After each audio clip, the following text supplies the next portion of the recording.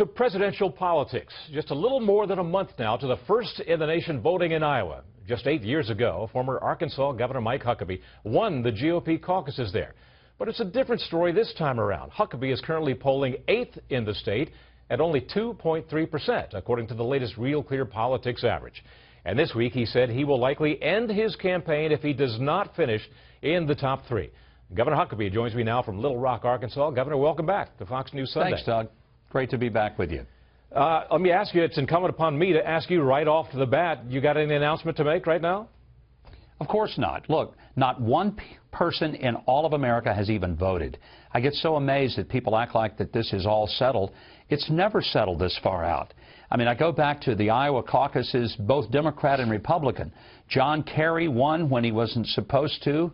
Barack Obama won when he wasn't supposed to. I won, and nobody thought that was going to happen. Rick Santorum won. He was in 7th place, or 6th place out of 7 candidates, 5 days out from the caucuses. So everybody wants to base it on polls that have polled 200 or 300 people. Why don't we wait till the voters make the decision? Then we'll have a better picture of where this is all headed. In Iowa, perhaps more than in any other state, it depends on ground game. How is your ground game in Iowa? It's terrific. We've spent more time there than anybody. We have organizations in all 99 counties. We have more named chairmen and co-chairmen and people stretched out to the precinct levels. We did a phone survey of 5,000 people in Iowa. And, Doug, what we found was 75% of the people in Iowa haven't made up their minds yet. And 58% said they're not even leaning one way or the other. So this idea that something is all sewed up or fixed, I've been in that state enough to know it's just not quite like that yet. And, Governor, if you're going to stay in it until the caucuses get underway, you got to play hardball. That's the name of the game. It ain't beanbag, as they say. And your super PAC that has been closely aligned with you has begun running an advertisement criticizing Senator Ted Cruz. Let's take a look at that.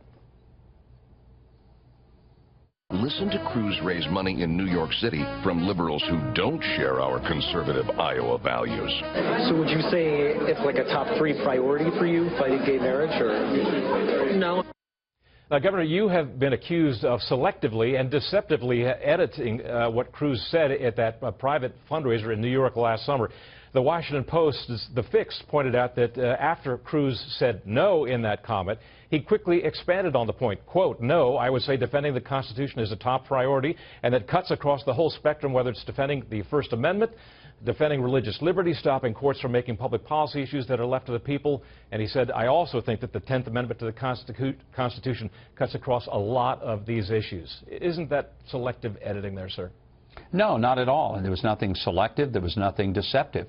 The point is that in Iowa, he's made a major point, and he's pitched to evangelicals as a person who is utterly authentic. He's going to fight for religious liberty. He's going to protect the right of people to disagree with decisions on same-sex marriage.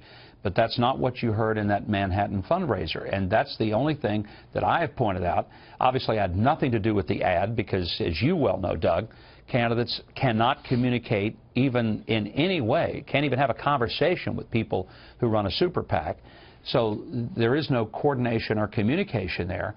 But it's just a matter of listening to the transcript and recognizing that it's not a big issue when he's in Manhattan, but it is a much bigger issue in Iowa. Look, we all, I think, are looking for people who are consistent.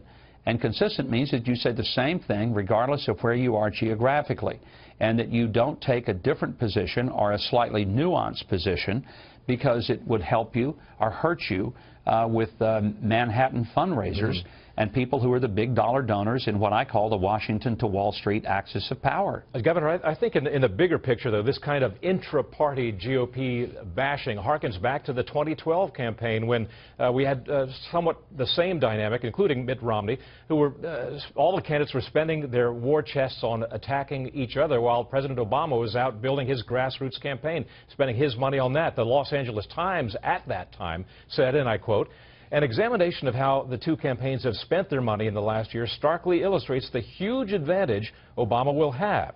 Spared a primary opponent, the president's re-election campaign by the end of February had pumped nearly $79 million into laying the groundwork for an ambitious, tech-savvy field effort.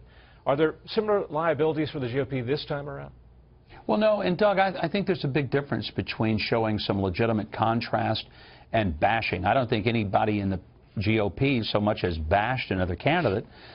Maybe there's been a little bit here and there, but it certainly hasn't been by me. And I don't think that anything I've said has been going after a candidate.